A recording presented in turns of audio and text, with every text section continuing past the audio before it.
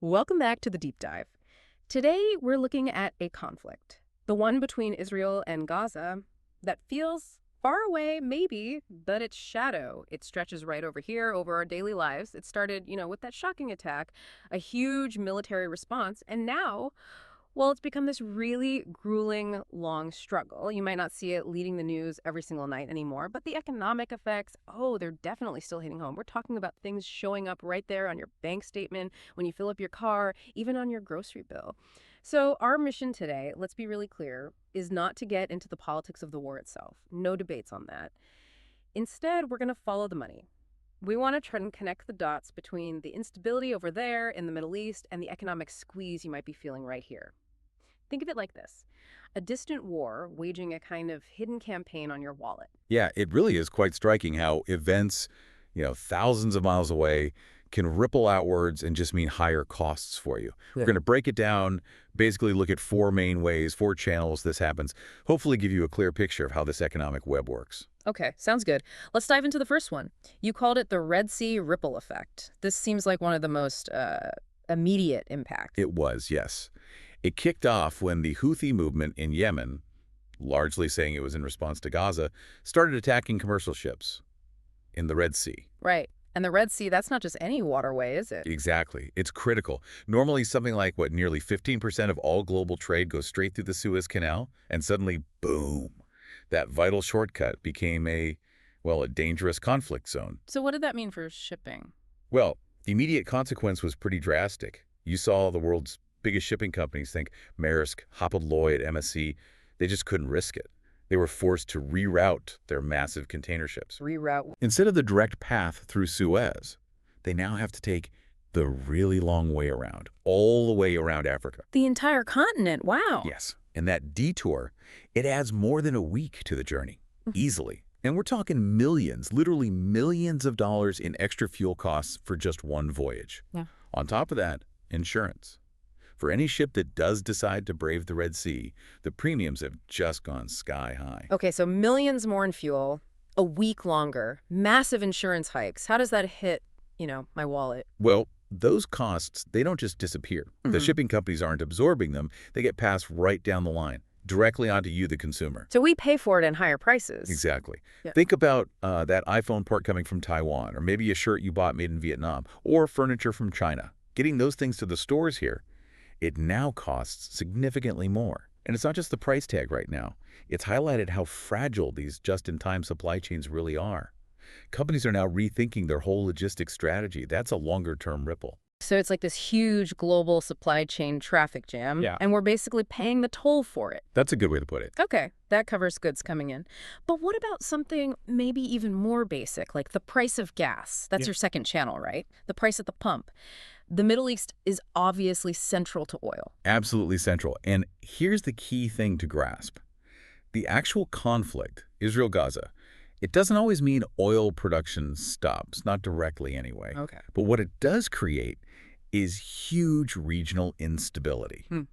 And the market, the market just hates uncertainty. It hates uncertainty. So every threat you hear, every little skirmish, every worry that the conflict might spread wider, especially the fear it could involve major oil producers like Iran, all of that adds what oil traders call a fear premium to the price of a barrel. A fear premium, so it's like an invisible tax. Precisely. An invisible tax based purely on risk, on what might happen. It's about future unpredictability, not necessarily about what's happening with supply right this second. That's interesting. But hang on, aren't there always other big things moving oil prices, like, how much oil the world needs or what OPEC decides? How do we know this specific conflict is adding that premium separate from everything else? That's a really important question because, yes, the oil market is it's a complicated beast.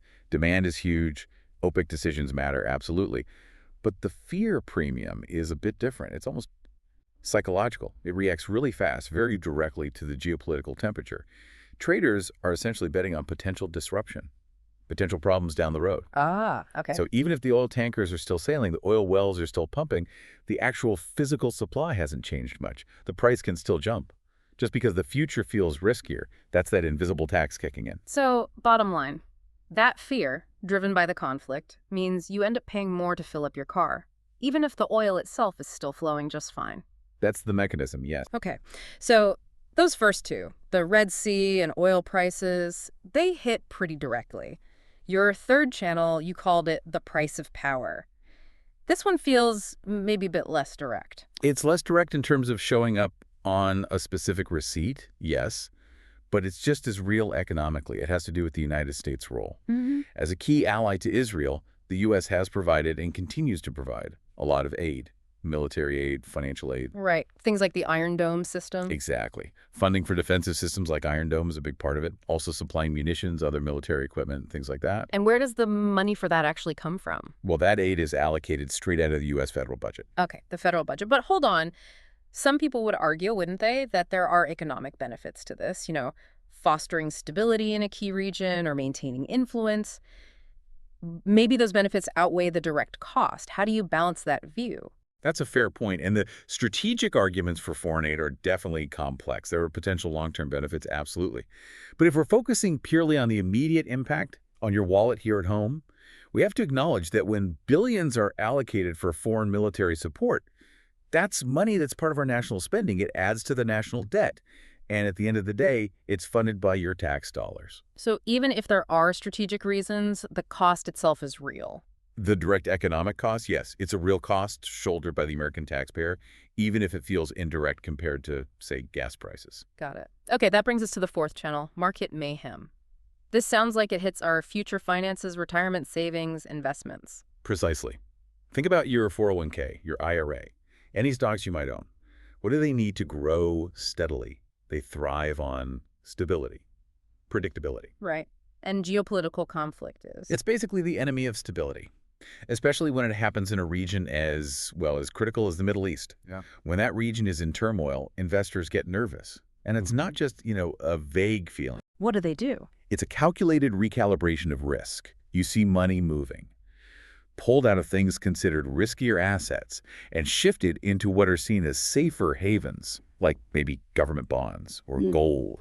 You might even see weird sector shifts like energy stocks jumping because of oil price fears, while things like, say, consumer goods stocks fall because people worry about spending. So this nervousness creates volatility, wild swings in the market. Exactly. The stock market can jump up or down, sometimes wildly, based on just a single headline coming out of the region. And that uncertainty, those swings, that can actually eat away at the value of your long-term investments, your retirement savings, which is, frankly, pretty unsettling. It is unsettling, and it's just a very stark reminder, isn't it, that we live in this deeply interconnected world. It sounds dramatic, but it's true. A missile fired somewhere in the Middle East really can cause a tremor on the New York Stock Exchange. Wow. Okay, so let's quickly recap those four channels we walked through. We had the Red Sea ripple effect, hitting supply chains and prices for goods. Then the fear premium on oil, pushing up gas prices. Third, the price of power, the cost of foreign aid coming out of our taxes. And finally, market mayhem, creating volatility that can hurt our investments. Kind of like the four economic horsemen of this conflict, in a way. That's one way to think about it, yeah.